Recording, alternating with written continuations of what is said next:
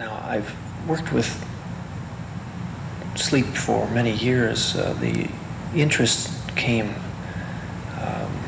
from the fact that I dream a lot of sounds, and I have a lot of music imagination while I'm sleeping, far more than I have in my daytime existence. And I once read about an experiment that was being done at Montefiore Medical Center, studying sound in sleep. This was experiments conducted to correlate sounds from the outside on people's dream memory and imagery. They found that you do not close your ears when you're asleep, and you even take in a lot of sounds while you are in dream stage, which become programmatic in your dream stage. But in deep sleep, you don't hear very much. You also hear sounds, though, when you're in a semi-conscious state, which is called in the medical terminology hypnagogic. And everybody's had the experience in bed or at work or driving along where all of a sudden you start to hallucinate. And this is correlated to the daily cycle of what they have dubbed REM dream stage, which means rapid eye movement, which is the medical measurement of dream stage.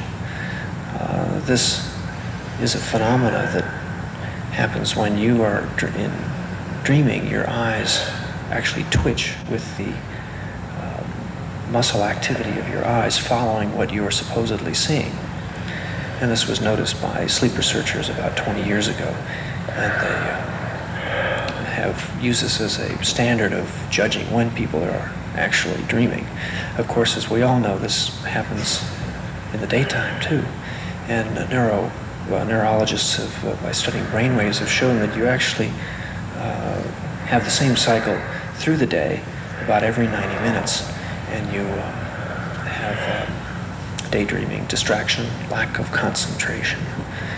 And this is very much a part of our lives, as much as dreaming in the nighttime. People wonder why they can't stay awake or they can't pay attention. Is because they have to get their dream life in the daytime too.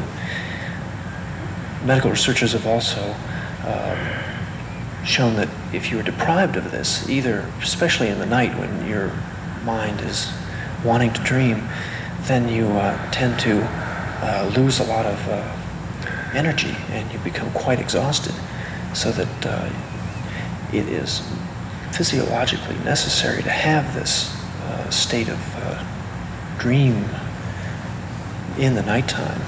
And I would say, as a distractionist, in the daytime as well, because if you pay attention to something all the time, you probably won't notice it after a while. Now, some people might say, why do we dream at all? Well, this has been a kind of a long-standing question in human existence, because the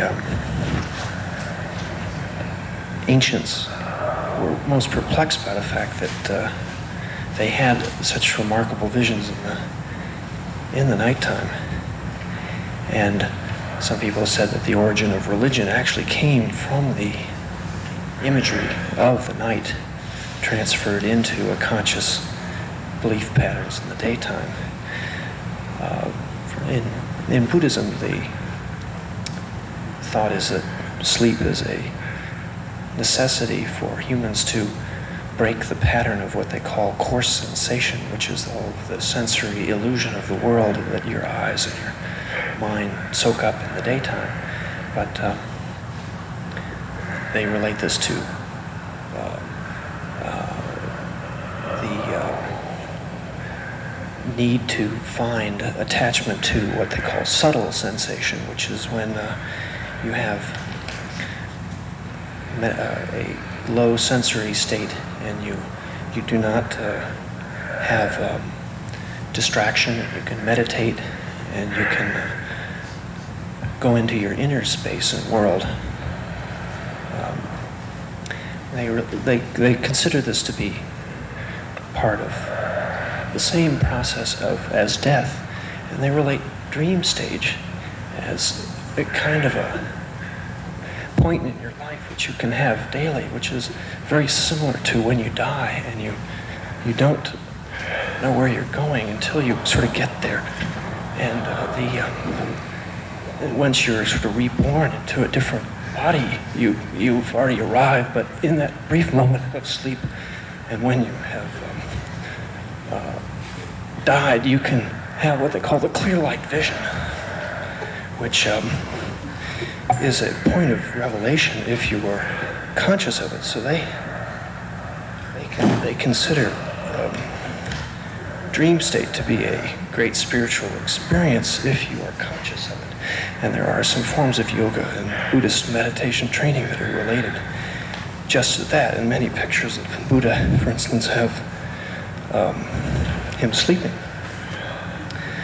Now, some people say that, well, this is very good, but in our tradition, dreams are not so important because we can watch TV and get about the same thing. It's not as essential as if you don't have a VCR.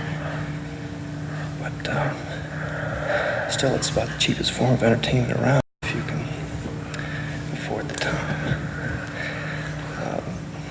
So some people say that we don't really even need to do any of this anymore, and perhaps we can stay awake all the time and go to concerts or something like that. But my own feeling is that there's very little in the daytime that is worth the time missed in bed.